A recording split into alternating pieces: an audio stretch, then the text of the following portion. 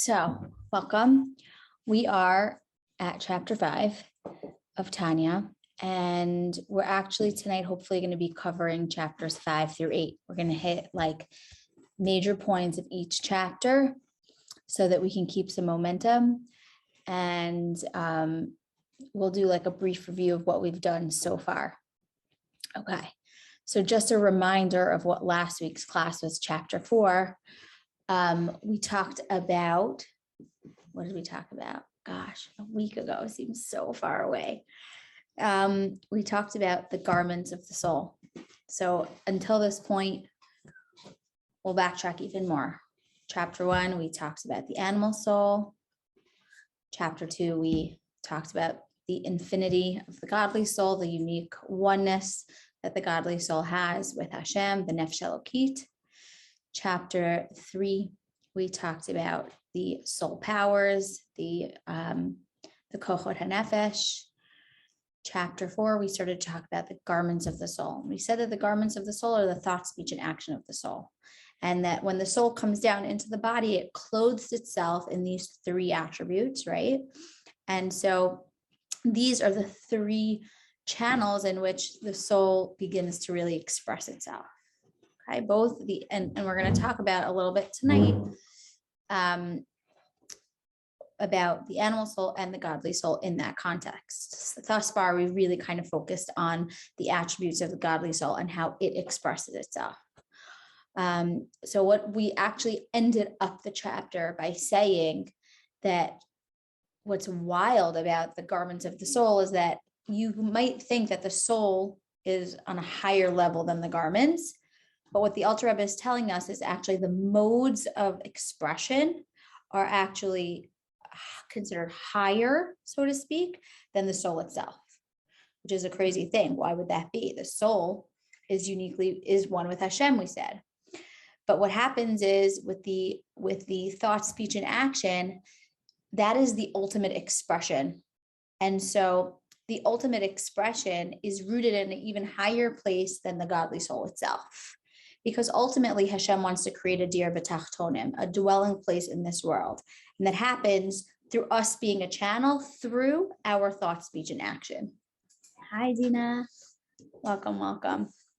So our thought, speech, and action is really like the end all be all of how we express.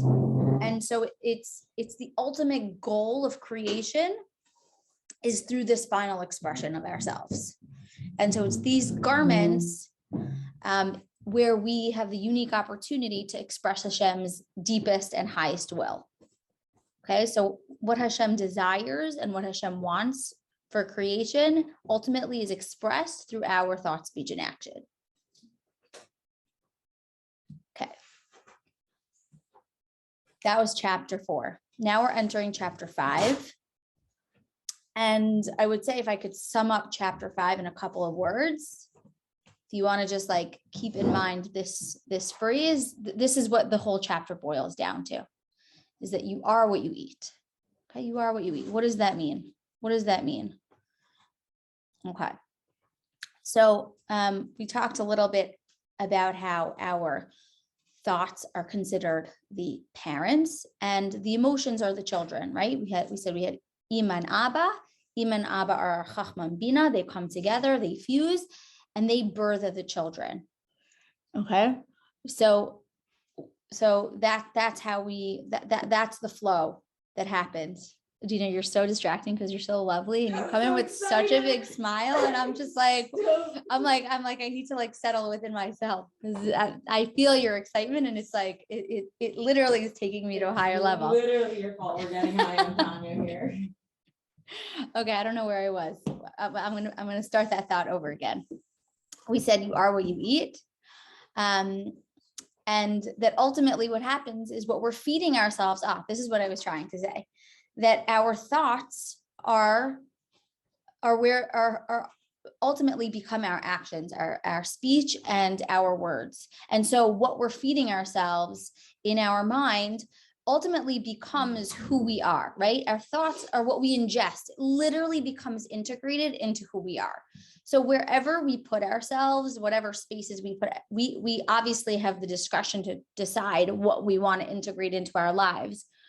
But in a big way, our surroundings and the things that we interact with, we ingest and we make it a part of ourselves. And what the Alter Rebbe is telling us in this chapter is that so much more so in the aspect of learning Torah. The uniqueness about learning Torah is that we literally become one with Hashem. Why is that? How is that so? We know that it's what the Alter Rebbe brings down is that the Zohar says that no thought can grasp you. No thought can really grasp Hashem's infinity, right? We're talking about the master of the universe, creator of all beings, the past, the present, the future, everything, right? Infinity, everything and nothing at the same time. So we can't grasp that. But what the Alter Rebbe is telling us is that Torah, learning Torah specifically, is the interface to actually have the deepest form of intimacy with Hashem. Why? Why is that? Why is it a window into and a portal into the deepest intimacy with Hashem? Anybody want to take a stab at it? Why is the experience of processing mentally, learning, why is that the deepest form of intimacy? Why is it in that experience that is the deepest opportunity to become one with Hashem? Why is there a cosmic fusion there? There's literally a cosmic fusion. It's the big building of a relationship. It's understanding your partner. Amazing. Amazing. You want to expand on that? Yeah, if I think about it like dating, I have to get to know who I'm dating. I always say I'm like, when I get with God, it's like dating God. Yep. God and date. So you have to understand your partner, explore, understand what he or she loves. Yes. How he or she is thinking, what they want you to do, what makes them happy. Yes, exactly.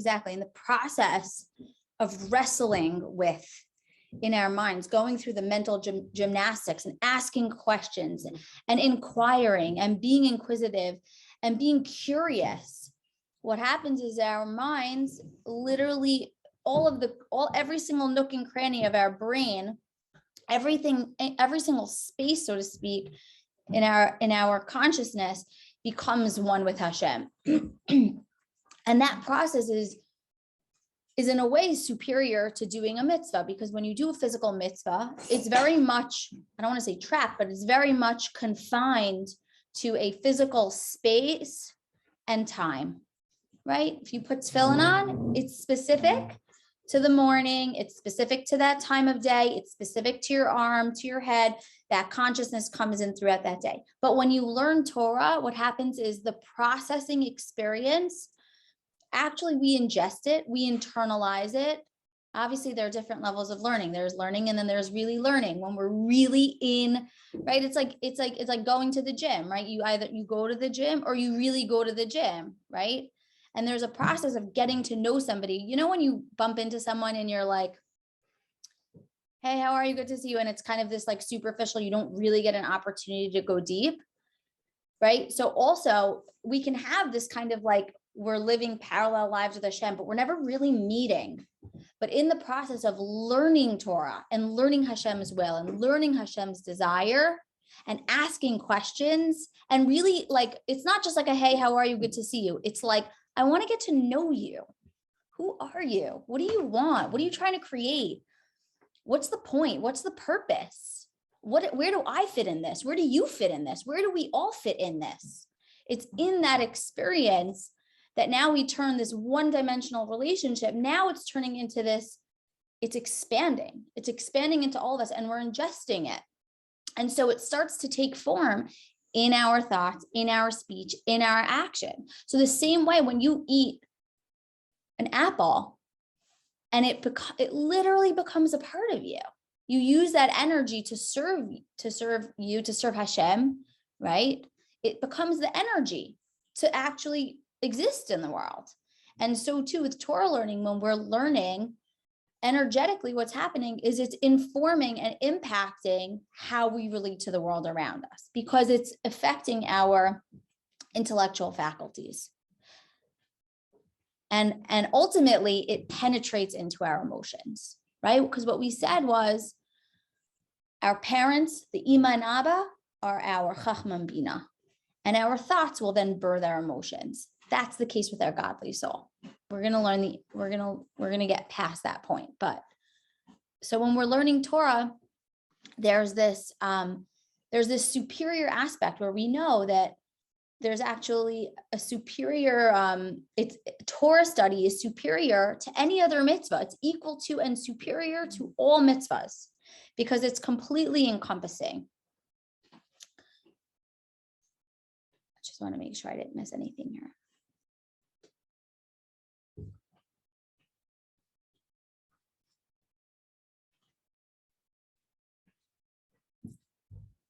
So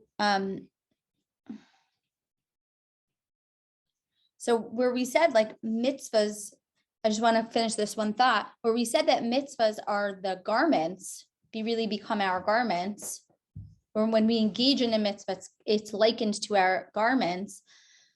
Learning Torah is likened to food. It's the energizer for us. It's the deepest form of intimacy. It's the interface between us and Hashem, specifically when we're engaging in that wrestling experience of trying to understand. It's going from a surface relationship, like you're saying, to I really want to get real here. That's what Torah learning does. That's what we're doing right here, right now. It's like, okay, I get it. There's a God. Now what? How does that affect me? How does that inform me?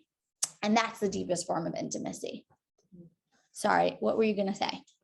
Judaism 101 question. Is studying Torah a mitzvah? Yes. It's considered the highest mitzvah and equal to all mitzvahs. So yes, amazing question. Yeah. Okay. Any questions on that? That is essentially chapter 5. Okay. So learning Torah transforms us from the inside out. Okay. So we talked about a little bit before, how do we affect ourselves? It's from, we always talk about change coming from our most external faculties of thought, speech, and action. And learning Torah actually transforms us from the inside out. Hi, Itai. Okay. Chapter 6. We're rolling. We're doing chapter 5 to chapter 8 tonight. Okay. Chapter 6, here we go. Okay. Chapters, a lot. Well, no, 5, 6, 7, 8. It's 4 chapters. Wow. Yeah, that's math. I'm I'm not good at math, but that's math. Okay. So chapter 6, until this point, we've really focused mainly on the structure of the godly soul. We talked about the animal soul. We said that the animal soul is very self-centered. It's egocentric. It's not immoral. It's amoral. There's nothing bad or wrong about it. It's sort of it's neutral. And with time, it can become more sophisticated, and that self-centeredness can become more sophisticated and become even more self-serving. But it's about perpetuating self and thinking about what's good for me. And it's really connected to this physical world. How can I experience the world in the best and most, optimal way so that it can serve me? Rather than me serving God, it's about how can the world around me serve me? Now, we talked about the godly soul and the structure of the godly soul. And we said that the godly soul has 3 intellectual soul powers, Chachma, Bina, and Dat, and 7 emotional. So now the Alter Rebbe begins to share that everything has a counterpart. King Solomon says, Zeh luma zeh. Everything for the good, everything from the holy side has an equal counterpart to create balance. So just the way that the godly soul has this this formation of 10, right? 3 intellectual, 7 emotional. So too the animal soul, which is the exact counterpart, also has 3 intellectual and 7 emotional. And why is it like this? Essentially, it's to create free choice, right? This is the thing in life that creates the free choice, right? We need to be able to have these 2 impulses so that we can have the opportunity to actively choose what direction we want our day-to-day to go in. Okay, so we have to have this and that. It's that tug of war that happens within us. Chapter 10 describes these 10 faculties as the 10 crowns of impurity. Okay, and we said that these modes of expression are self-oriented. And an interesting nuance that the Alter Rebbe hints to is that when we're talking about the godly soul, we first mention the 3 intellectual, right? And we said that those are the parents, and then the emotions, the children, right? The intellect births the emotions. But when we're talking about the animal soul, the Alter Rebbe says it in the opposite direction. First, the Alter Rebbe mentions the 7 emotional, and then mentions the parents. What does that mean? What does that reflect? That yes, we birth our emotions through our thoughts, but that what happens in the animal soul is that the emotions, the children are, so to speak, running the home. Okay? Does that make sense? That instead of the parents being the ones to call the shots and to take charge and to give direction and to steer the ship, the children are the ones that are like, this is what we're going to do. And Rabbi Shais Tab says it so beautifully. He says, really what it's doing is not only is it running the ship, but it's also saying, and do it in a way to like not make me feel guilty about it. I don't want to feel the guilt. And so it's interesting to think about, right? Like imagine a home where the kids are the ones that are calling the shots. It's absolute mayhem, right? It's a disaster. It doesn't work. It's dysfunctional. It's unhealthy. There's an imbalance there. Healthy balance is when the parents, right? When there's structure and order and a process and it's thought out. And so something interesting that we can start even doing with ourselves is asking like, who's running the ship here? Is it the children? Is it the parts of me that are important and necessary, right? We said those big emotions are important when they're channeled in the right directions. But who's steering the ship and calling the shots? And that's a question that we want to ask ourselves on a regular basis is like, who's, or in just, when we come to a crossroad, when we're making a decision, it could be something very simple, just asking ourselves like, where's this decision being made from? Is it being made from my animal soul? That part of me that's more self-centered and more thinking about what's going to serve me? Or is it the godly soul, which is asking, how am I serving Hashem in this? How am I surrendering myself to Hashem in this?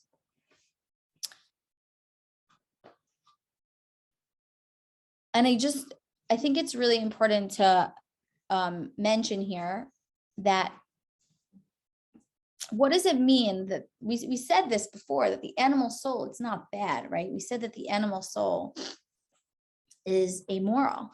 And so it's just important to get an awareness of like, what makes something godly? What makes something holy or unholy? Okay. So if we could boil it down to one word, what makes something holy? What would you say that is? Because I don't want to use the words good and bad. It's not really the right language to talk about what the essence of the animal and godly soul are. So if we're talking about holiness, what is one word that pops into your mind? But what is the definition of holiness? What is the defining character? Okay. Pure. Okay. Selfless. Okay. Yeah. Oneness. Oneness. Okay.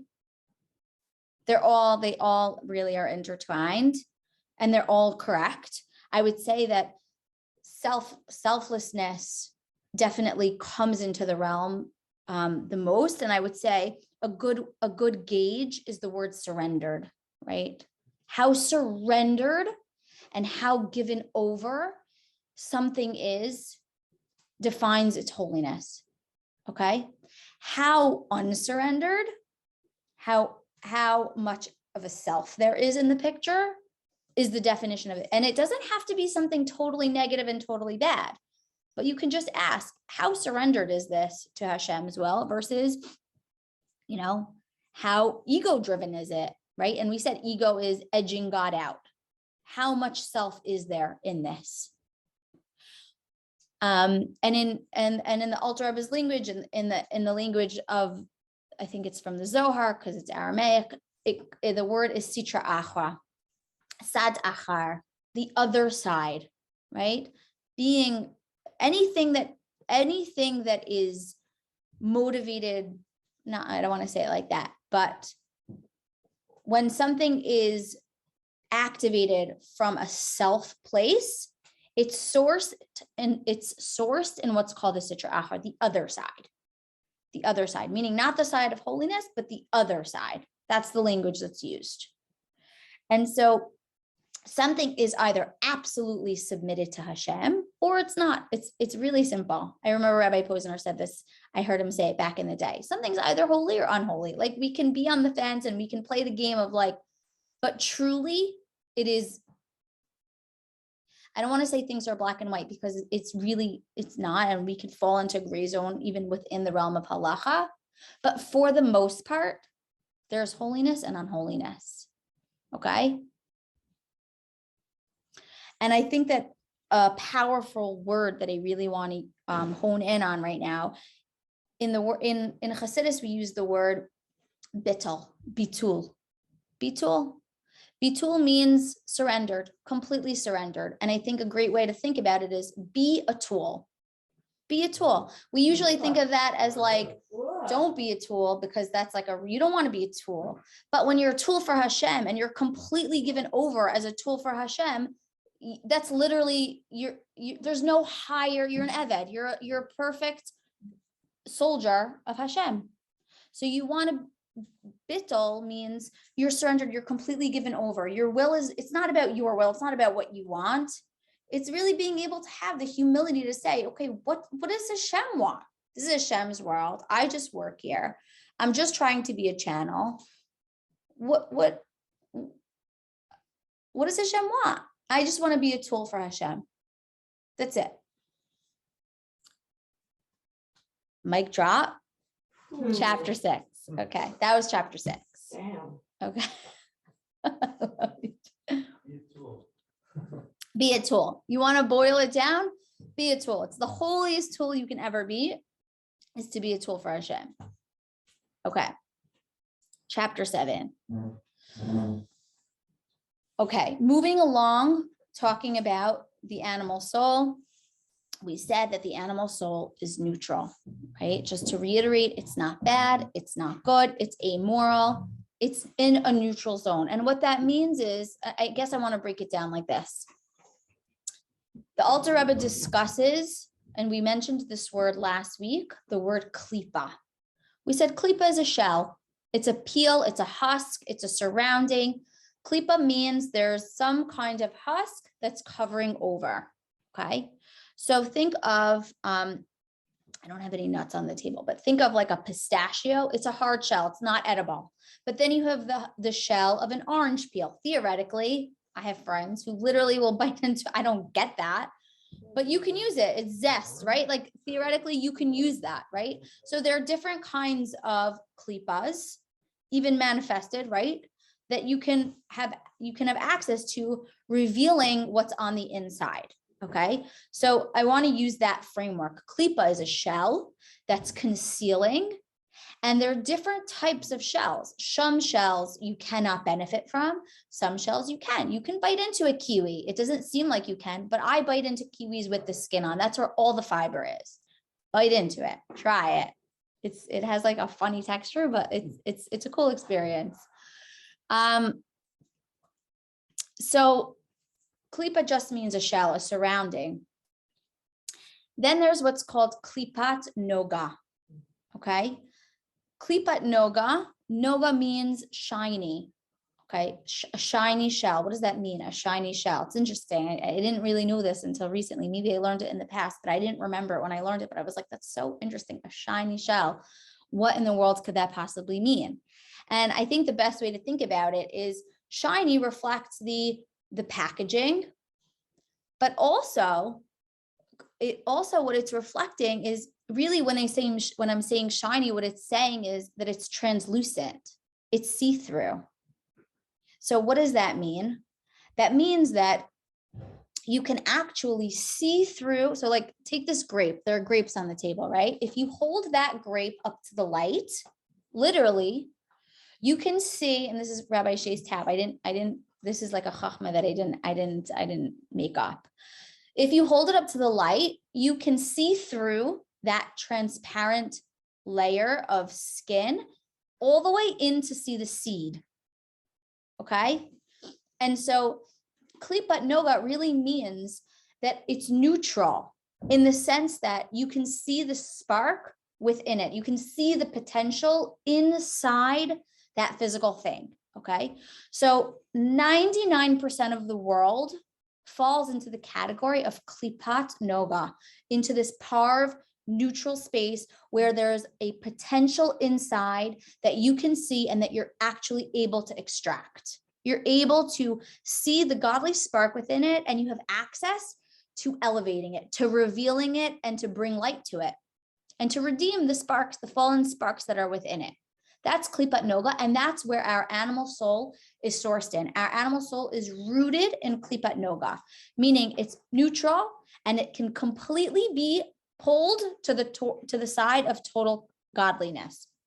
So anything that you see here right now falls into the realm of klipat noga. Anything you engage with, money, cars, your phone, even TikTok that is like it can be used for disgusting things, is klipat noga, because theoretically you can use it to bring so much light into the world, right? So anything that you have access to physically, not anything, but 99% of things fall into this category of klipat noga, right? And that's the way Hashem created the world, is like, you can elevate this computer, you can create a building, all the materials that you're going to use for that building, you can elevate. Now, let's say the materials or the thing that you bought, it was swindled, you didn't do it ethically, it was stolen, whatever. That we're going to talk about now falls into the category of gimel klipat hatameo, which means the 3 unclean klipot. These are things that are not redeemable. They have a spark within them and they are not redeemable. Why are they not redeemable? Is it because they're so bad that we just cannot have access to it? It's actually the opposite. It's that when we don't have access to redeeming a spark in something, it's because truly it's sourced in a higher place and we just cannot handle at this time the light that's there, and we just don't have the tools to receive. We're not vessels to receive it right now. There will be a time where we can redeem those sparks, but it's not for right now. Maybe when Mashiach comes, maybe in certain experiences when actually, we're going to talk about this later, but when we engage in it, when we shouldn't, and then later we do teshuva ma'ava, teshuva out of love, we do have access to redeeming those sparks. But l'chatchila, from the beginning, there are certain things that we don't have access to. What are things that we don't have access to? What are certain things that we don't have access to? We will have access to those things. We wouldn't do that right now. So actually prayer is considered like our karbanot now. But that's a good guess. But what is something that we don't have access to? What is something that we're not supposed to engage in?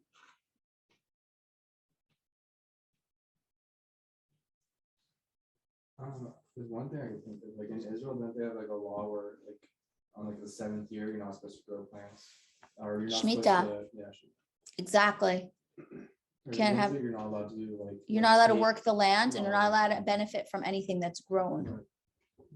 Yeah. So, and also there's like some connection with that, and I know klipo too, because I don't know if it's klipo noga or like which variation of it you refer to, but it's like a transparent sort of husk that you put over the plant, so it could still get in light, but so you, I don't know, but you're not like taking off the tree essentially, or something, or no one's eating it. Yes. Is that The correct? laws around this are Yeah. so complex. I have no, Yeah, I'm not I don't really know. knowledge. Yeah. Yeah. But like very simply, right? Like a ham sandwich. That's not something that's redeemable, at least not right now in this lifetime. That's not something we have access to. What about a relationship that we're not supposed to engage in, right? There are relationships that we're not supposed to engage in.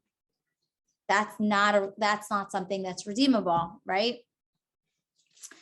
Dassi,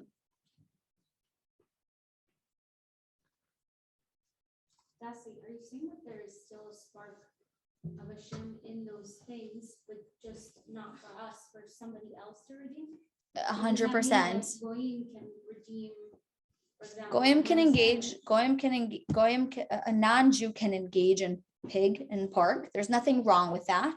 There are Sheva mitzvahs b'nei Noach on how to treat animals and how to, but of course they can engage in it.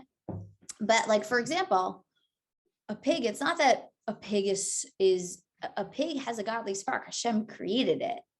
It's just that godly spark is so hidden and we don't have the tools right now to be able to access the spark in that. But it's not to say that thing is bad and shouldn't exist. It's like, I remember one time a seminary teacher told me, if you walk by a restaurant, it smells delicious.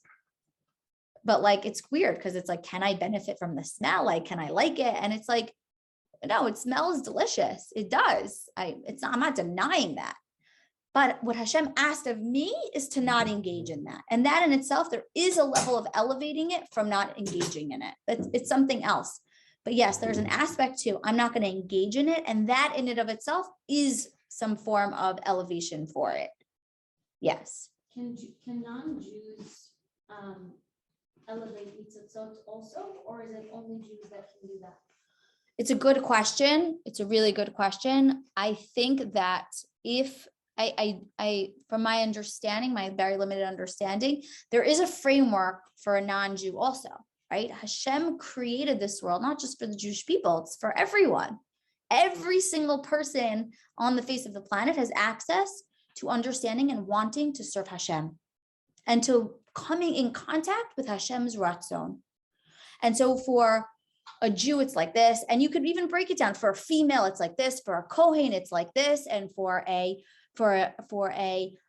every single person has their own tafkid and has their own form of becoming completely one and intimate. Becoming one and intimate with Hashem is not just for the Jewish people. Hashem desires for everyone to come into that, but there's a framework for each person. You see, so for a non-Jew, there is a certain framework. And everyone in the category of Jewish also has that framework. So there is a framework for a non-Jew to be able to come into that intimacy. And a lot of that has to do with just same as us. Coming into God consciousness for us is learning Torah and doing mitzvahs and refining your character. And it's the same thing for a non-Jew. What is Hashem asking of you? Sheva mitzvahs and Einoch. There's 7 mitzvahs. 7 very clear, and they're complex. They're not so simple. There's a lot there. And so coming into that framework literally shifts. You literally shift into being a vessel for Hashem in a very real way. So yes, 100%, 100%. Okay, that was chapter 7. Yes. Everyone being themselves.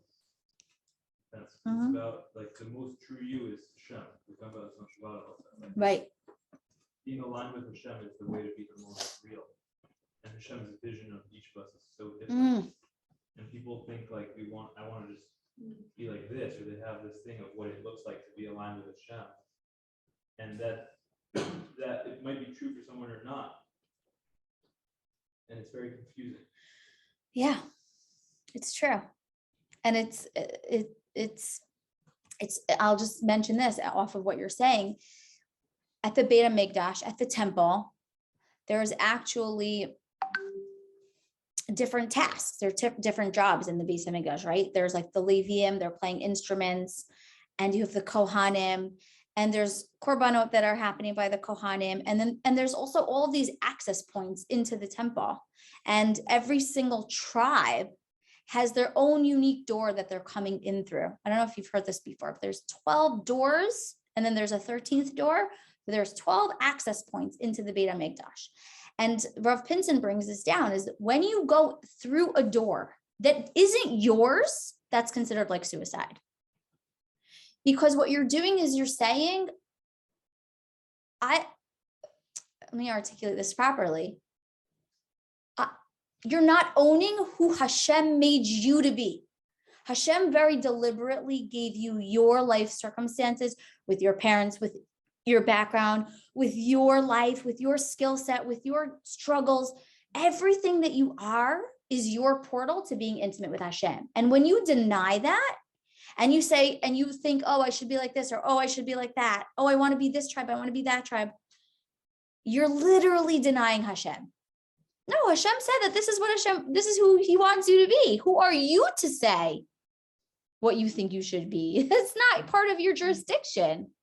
And there's a Hayom Yom that says that a diamond cutter who decides to be a baker is doing a disservice. A diamond cutter or a baker that decides he wants to be like a diamond cutter, because if your skills are around being a baker and you decide you want to be a diamond cutter, it's like, that's not your skill set. That's not what Hashem gave you to do. And the same thing with the diamond cutter. If you have the capacity and the capability to be, let's say, a judge at the Supreme Court, and you say, you know what, I'm going to be a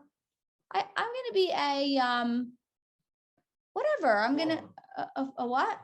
A farmer. And there's nothing wrong with being a farmer. It's a very high level to be a farmer. But the point of what I'm trying to say is, when you have access to doing something and your skill sets are in a certain place, and it's obvious to you that, okay, this is the tool that Hashem has made me to be, and we're like, I think it should be something else. There's something about denial there. So part of being a whole person, part of serving Hashem, is being fully and completely comfortable. And this is work. Like, I'm not saying that this is easy, but it's being able to trust that, okay, I have the tools for whatever it is that I'm meant to accomplish in that world. I might not know exactly what that is. I might not, but Hashem has given me the tools, and I'm going to work on it. But I'm not going to deny myself of what that looks like.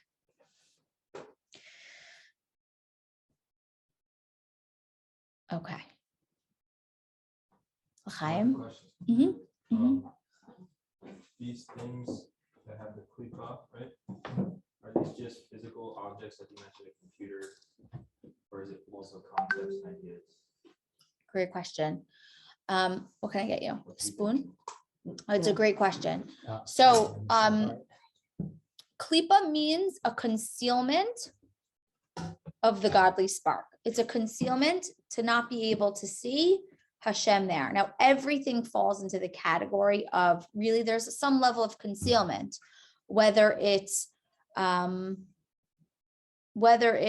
physical thing or it's a concept. There could even be, I would imagine, when you're thinking about something and it's not totally clear, there must be a level of klipa there that we psychologically, mentally, emotionally need to shave off.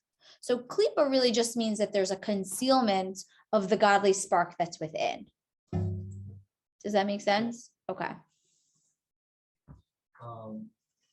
Back in the story where Moses saw God in the snake, right? God asked him to be the leader of he said he doesn't want to.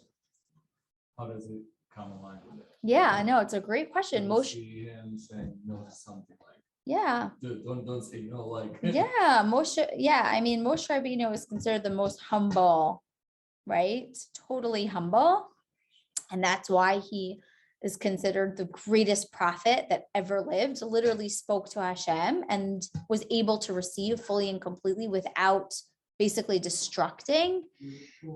He was a tool. He was a perfect tool. He was totally Betul.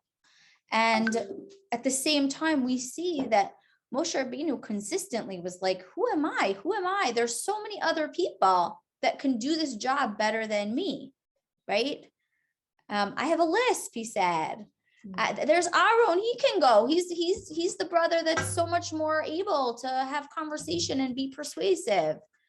And so there, you know, we don't look at Moshe Rabbeinu and like, you know, and in general with tzaddikim, with looking at our avot and our imot, they didn't chas v'shalom do anything wrong. There was nothing wrong in that, but there's an aspect of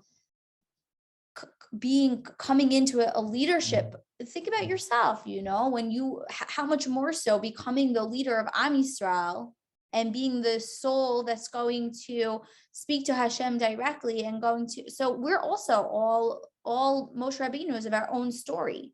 How much do we deny ourselves of being that person, right? We all have a spark of Moshe Rabbeinu within us. And I guess like seeing Moshe Rabbeinu do that is like, dude, if Moshe Rabbeinu had self-doubt in some way, I wouldn't know. I don't know that it's self-doubt. It's probably something else there. How much more so me in my own life? I'm not Moshe Rabbeinu, but I'm the Moshe Rabbeinu of my story. I'm also going to have some level of self-doubt. And I'm still doing the tikkun for that. I'm doing the rectification for that. So it's like, yeah, I mean, it's crazy to think like, if Moshe Rabbeinu had it, of course I'm going to have it, you know, but this is where it ends, right? We're the closing generation. It's like, okay, I got the message. I'm Moshe Rabbeinu of my story. I'm going to own it. I'm going to step into it. I'm just going to take it and I'm going to be a tool. I'm just going to be a tool. It's not about me.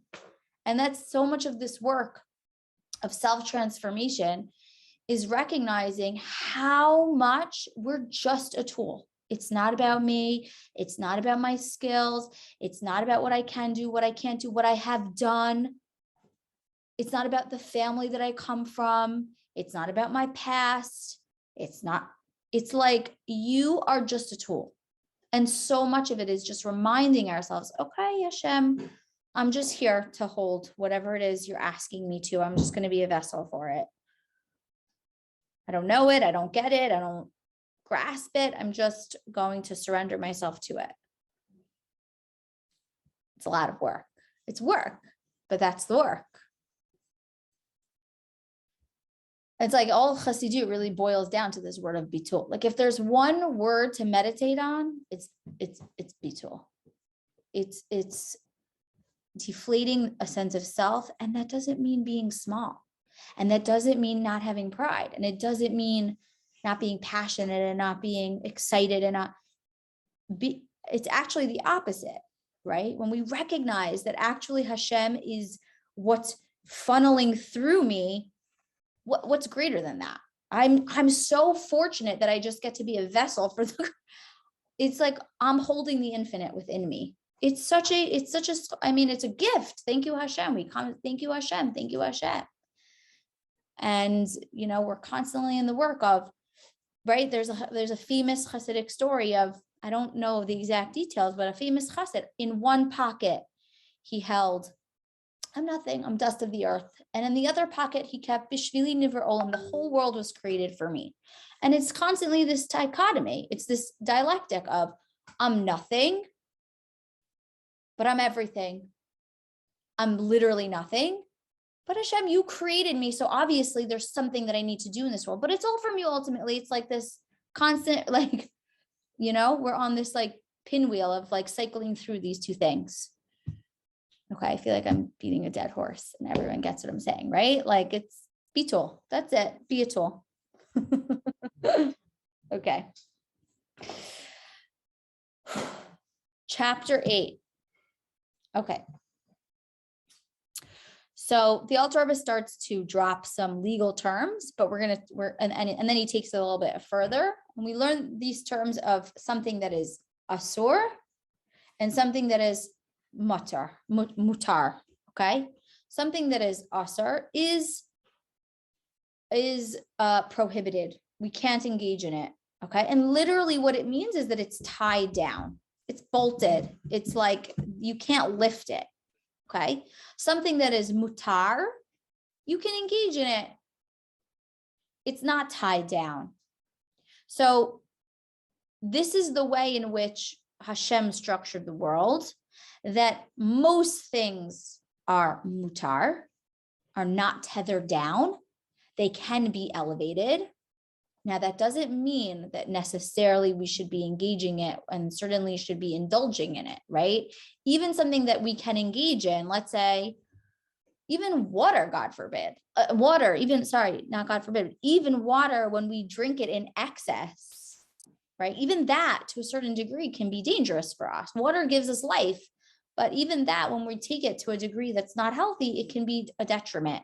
So that's like, but like, think about even something like chocolate cake. You can definitely engage in it. But the question is asking ourselves, and I'm not saying to like not enjoy and not, take pleasure, because Hashem created this world also for us to take part in it and to experience pleasure, but also, to be mindful of where am I indulging, and, what is really necessary for me to serve versus indulging. And again, we're all in different places. For me, at nighttime, I need to have a little, my sugar. I need to have some snacks by my bed. I engage in all those things. I'm not saying that I don't, and we all know within ourselves. Sometimes, I remember Sarah Korn said this to me years ago. She said, sometimes you should have that extra piece of cake. You should have that extra slice and work on not being guilty afterwards. That's the work for you, right? So we all have to figure out where we are, and the point isn't to then eat ourselves up and beat ourselves up about it. The point is balance, right? Balance. So why do we have this framework of what's asur and what's mutar? Is basically so that we have a framework of understanding of what can we elevate, what do we have access to elevating the divine spark in, and what do we not? So we mentioned Hashem tells us that, for example, just something like random, like engaging in a prohibited relationship, right? And this, don't waste your time. Hashem tells us from the get-go. This is not something that is going to be beneficial to you. This is not something you can elevate. Don't even go there. Hashem literally tells us, right? So it's a structure and a framework. Now we can like come into the conversation of these fences and these barriers and this structure. What happens when that starts, when it starts to feel like it's all structure, right? Some people say that to me, like there's too many rules, there's too many boundaries, there's too many fences, I can't. But here's the thing, and it's important to recognize this, that your backyard, right? Our backyard here, there's a fence. But there's a lot of space from one fence to the other fence. There's tremendous amount of space. And that's the space that we're meant to occupy. That's the space where there's so much to do. There's so much to elevate, and there's so much to uplift. And that's Hashem is telling us, this is your space. This is this, and there's so much there. Focus on that. What are you thinking about outside of your boundaries for? What are you thinking about that? It's not for you. Don't worry. That's not for you right now in this lifetime. It's not for you. So that's the point of understanding what we have access to and we don't have access to. If we don't have access to it, it simply means your soul doesn't need it. You don't need it. It's like taking vitamin D, but you don't have a vitamin D deficiency. It's like charging your battery, but you don't need to because your battery's already full. It's like driving with power cables tied to the engine. You wouldn't do that because it's just not necessary. And it's the same thing with engaging in things that are prohibited, right? That word is so, it's like you don't need that. Your soul literally doesn't need it to fulfill its mission in this world. And when you understand it from that perspective, it's like it diffuses a little bit the sense of like, I want that. It's like it's not going to benefit you. It's not even healthy for you. Okay. Dassi, by the boundaries, you mean halakha, right? Yes. Like that's what so even in halakha, there are certain boundaries or certain like lines that are more rigid than others, right? So that there are certain things that even if there is like But then to course, make sure of that you course. don't pass that, there's still some room. Of course. And I'll go to my Rav and my Rav will say something to me and you might go to the same Rav. And that Rav will say something different to you. Again, because a Rav is meant to also understand, where are you? What's your situation? What stage of your journey are you on? What's going to be beneficial for you, not just in the short term, but also in the long term? What's going to be healthy for you? That's what a good doctor does also, is looking at the whole body, not just, right? That's whatever you could say, like Western medicine is a lot of dealing with the symptom, and Eastern medicine is like, let's look at the whole picture here. What's going on here? What's happening? Why is this happening to the eyes? What's happening with the rest of the body? Maybe there's something else going on that's affecting the eye. And so halacha is a Rav is also looking at the full picture. And yes, in certain circumstances, yes, it's not so black and white. We said that before, that it's, for the most part, and again, that's within the framework of halacha. Within the framework of halacha, there is room. There is so much room. Sometimes we think, oh, if it's like this, sometimes, let me say it like this. People who don't know halacha, myself, pigeonhole, this is what halacha is. And it's like, it's so funny because every single time I'm like, oh, I accidentally trafed up. I made my fork not kosher. I have to throw it in the garbage. Every single time this happens to me, I call the Rav. I'm like, this happened, that happened. Da, da, da, da, da. Every single time it's not, or every single time it's different than what I'm expecting it to be. Because it's like, if you don't know, then yeah, you're going to say, no, this isn't permissible and that's not permissible.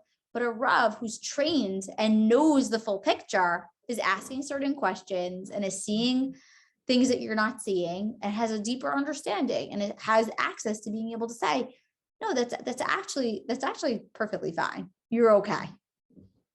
Also, in a way, like those fences that we establish are kind of a huge gift to diffuse the like punishment. Like, I mean, being from an idea of like not even high-fiving, like allows you to be like, oh, like that is like a boundary so that like you don't end up in bed together, or like not breaking bread back in the day with non-Jews, because like that could down the line lead to intermarriage. And so like there is like a level of, like Dassi was saying, of like, yeah, you're not so bad because you high-five someone. You know what I mean? Like there's such a, like a compassion that God has infused in that. So like the Gedarim, like those fences are kind of just like so loving. Yeah, but I feel like that's one of the things that you could be more fluid with. But there's certain things like Shabbat and kosher, like it is what it is, right? So that's what I was asking you for. Like there's certain things that there's no one person says this and another person says this. Like to turn a light on Shabbat, you're not keeping Shabbat, right? Or you're not eating kosher, not eating kosher. Right. But something like that, that's more fluid. So Right. But I will say that somebody who's never kept Shabbat before, and they go to a Rav and they say, I've never kept Shabbat before, this Shabbat, I want to keep Shabbat. I don't know that there's a Rav in the world that's going to say, okay, these are all the halachas you need to keep. It's just not, it's not healthy. It's not balanced, right? It's like, okay, like let's figure out what you can do this week and let's not break you, right? It's like you go to the gym. Yeah, you should be circuiting and like running and doing all this amazing stuff at the gym. But what if I haven't been to the gym before? What if it's been 5 years and I'm just not ready for that? I could really hurt myself. And it's the same thing. And then I think that that's also important to talk about, having what's called a mashpia, right? Not only having a Rav, it says, Seilach Rav, you need to appoint for yourself a Rav who's going to answer your halachic questions. And along with that, you need to have a mashpia. Mashpia is more of like a mentor who you look up to, you respect, you feel comfortable enough to share with them what you're struggling with, meaning they're not so much further from you that you feel like, oh, I'm going to be so embarrassed to be honest, but you can be honest and you can build a rapport with them, and they can help you in being able to identify, okay, this is where you are right now, and let's work with where you are right now at this stage of your journey. And anything that's halachic, you're going to discuss with your Rav. But anything that falls in the realm of personal growth, development, let's say even dating, or, your davening, these kinds of things where you need mentorship, we need guidance around. That's so important to have a mashpia, right? And it's like that mashpia is like a coach who's saying to you, taking baby steps. Okay. And they'll say to you, and mashpia will say to you, I think it's time for you to, take the next step here. You're ready for it, And then a good mashpia will be able to identify one is too much, one is not enough, and help you find that point of challenge, but also where you're not like suffocating, So having both of those things, or both of those people in our life, is so important. I would say even in our marriage, like I would say hands down, one of the biggest brachas we have in the structure of Torah is this, because sometimes a husband and wife, we're not on the same page, not sometimes, all the time. We have different opinions, we have different experiences. And it's like, okay, we're going to talk to a mishpia, we're going to talk to a rav. And we both have the humility and the bittul to be able to say from the get-go that we have a third person that's going to help us. They're not making the decision for us, but they have our best interest in mind. They know us, they know our unique situation, and they're going to support us and guide us. And I think that when you're dating also, that's a conversation, whatever, it's a different topic. We're not going to get there, but it's so important to have a mashpia. Even we're married. I'm in my 30s. He's in his 30s. It's like, no, you always need that. You always need a third person to help create the balance and help guide you along the way. And also to be able to diffuse your own sense of, I know what it's like. No, Hashem literally created a structure for us to be able to grow. And part of that is having the support and the infrastructure around us. So it's very important. It's very, very important. Very important. I think it has saved us, so much unnecessary back and forth. It's like, okay, let's talk it out. Let's ask the Rav, let's ask our mashpia and see. And then it's like, okay, this is my voice in it, and that's his voice. And we come together and we collaborate and we make a decision together. Powerful. Mashpia is very powerful. Okay. So where were we? I don't know. Lesson, by the way, very connected to Ito. Sorry? Sorry, I didn't hear you. I didn't hear what you said. This concept. Yeah. It's connected to very Yitro. connected to this intro. And also, that's why in Pirkei Avot, just like you mentioned, it says Shkacha, I didn't even think of that. It says twice, Aseret Halav, Mm-hmm. right? So like, why have you done a seed put twice? Like, you didn't realize, and that's why. One is for Mishpia, one is for like Halacha. Thank you. And I didn't make the connection with Yitro, but you're right. This whole parsha is about having mentorship, having somebody that can help you. This is Moshe Rabbeinu. And Yitro's like, bro, what are you doing? It's wild. Okay. I just want to make sure that we said everything. Okay.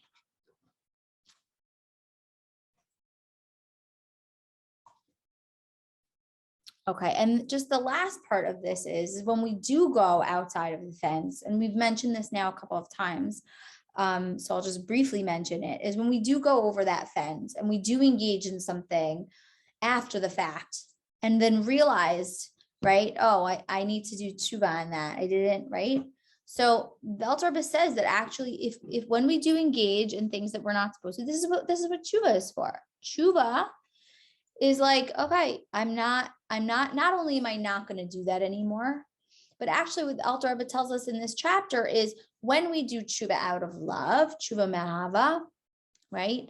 That means that we're saying that I don't, meaning we can make a mistake and not do it again, but we're not necessarily better for it, right? We didn't necessarily come out like, okay, it really changed me, transformed me. It's just like, I'm not doing that again. That's one level. And it's important to get there.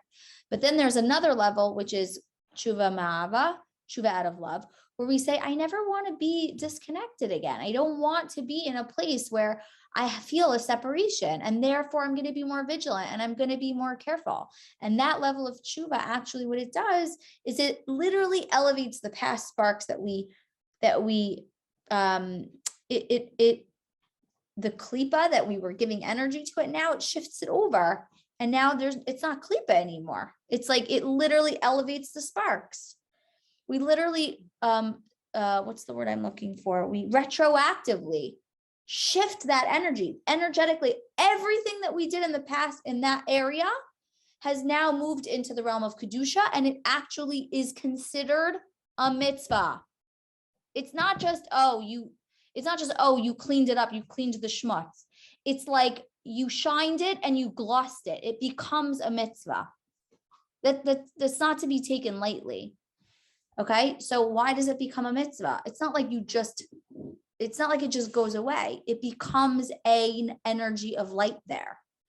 So if you know you did something and it's like, I'm recognizing that I did that thing. I ate that thing that I shouldn't have eaten. It was not kosher. Okay, I'm not going to do it anymore. That's one level we're saying. But now we're saying, not only am I not going to do it, but I'm going to take extra precaution and I'm going to learn, let's say, to make sure that doesn't happen again. Why does that become a mitzvah? Because you're literally not that person anymore. You have transformed yourself. And so energetically, that thing also goes through a transformation. It shifts and becomes literally a beacon of light. It's wild. And again, we're talking about energies here. We're talking about when you do an action, you're energetically creating something in the world, right? We say when you do a mitzvah, you literally create angels. When you make a bracha, you're creating an angel. That's what's happening. So imagine that thing that you did 100 times, 1,000 times from the time you were born until you were 18. Now, every single time you ever did that, now is a mitzvah. It's a crazy thing. We don't do that. We do that after the fact. We don't say, I'm going to do this thing and then I'm going to do tshuva on it. We can't do that. That's not being genuine. But we literally have the power to completely transform that thing that we did. And that is chapter 8. Doesn't it say that, like, I have no idea where this is from, but maybe it's from the that like people who do tshuva, like even the most righteous people can't stand where the people who do tshuva are, because they're just like at a whole other level. Yeah, where a Baal Tshuva stands, a tzaddik cannot stand. Because a tzaddik doesn't have a desire for something negative. So it doesn't experience what it feels like. A tzaddik doesn't experience that tug of war. Should I engage in this? Should I not engage in this? Should I or should I not? There's no impulse control for a tzaddik. They're just perfect. They're completely aligned with Hashem. But for a Baal Tshuva who habituates him or herself to doing something negative, and literally it becomes a part of who they are, there's a big tshuva to happen there that the tzaddik will never have access to. So when that person then does tshuva, that tzaddik can never do that level of tshuva because he never sinned. He never engaged in anything that severed ties. So what a Baal Tshuva is essentially doing is, like, imagine a rope. For a tzaddik, it's just a perfect rope, okay? And for a Baal Tshuva, for somebody that's engaged in something and then does tshuva on it, it's like a million knots on the rope. And I think this is like what I heard according to physics. Yaakov is my local physicist, so he can, he'll correct me if I'm wrong. But my understanding is that where there's a knot on a rope, it can never be broken in that spot.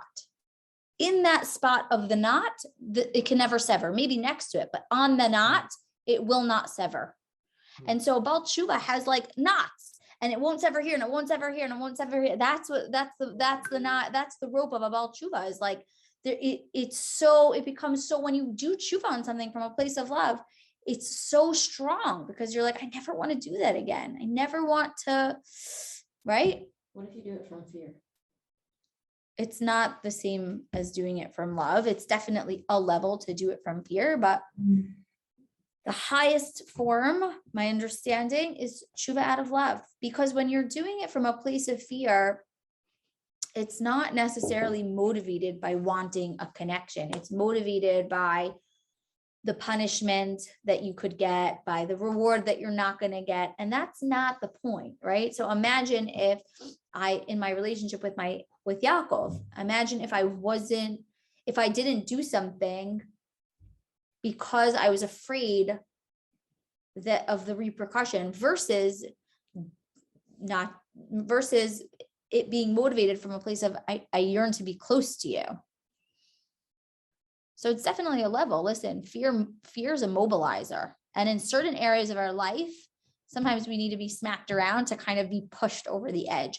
But the long-term evolution of our relationship and our bond with each other, with Hashem, with ourselves, we want to be activated from a place of love and compassion and kindness, because Hashem has that infinite love for us.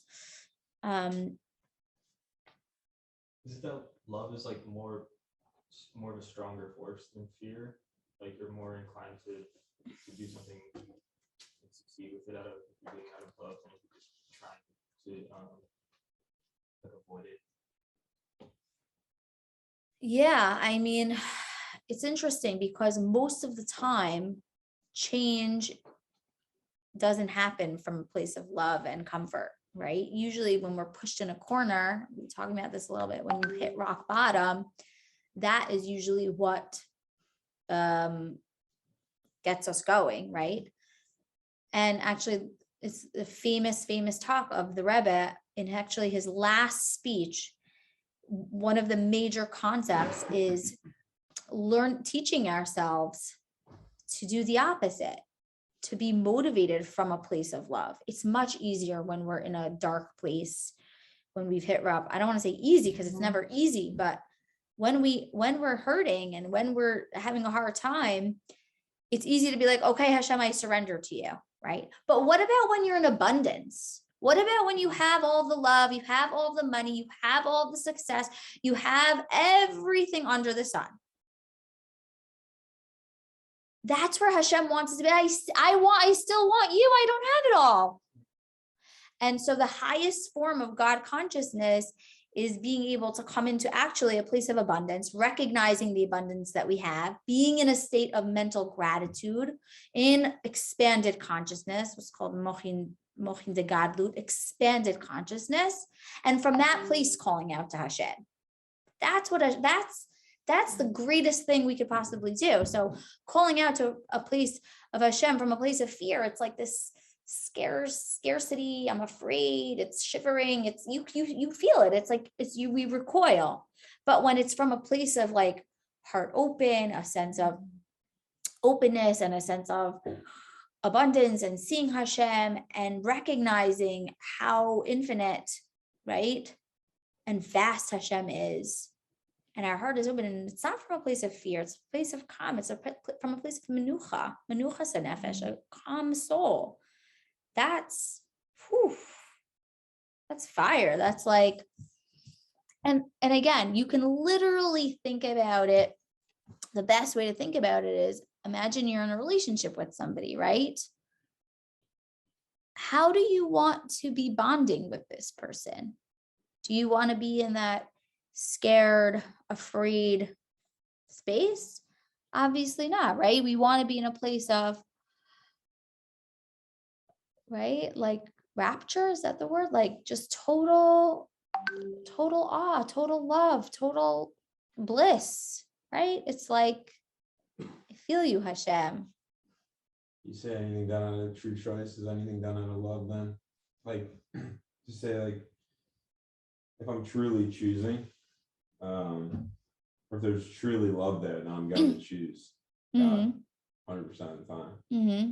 Right. Full faith and trust, and anything else that's done out of fear is just coerced. Wow. Yes. Love, in another way, is full bitul. It's full. It's exactly what you're saying. You said it so beautifully. It's a total submission. It's like, of course, I'm completely given over to you. It's interesting because the word in Hebrew for love is ahava. And ahava has the numerical value of 13. Why 13? Because there are 13 attributes of mercy, right? Love and mercy are very much intertwined. What's mercy? What's compassion? Compassion is that middle line. We talked about mercy as being in this middle line.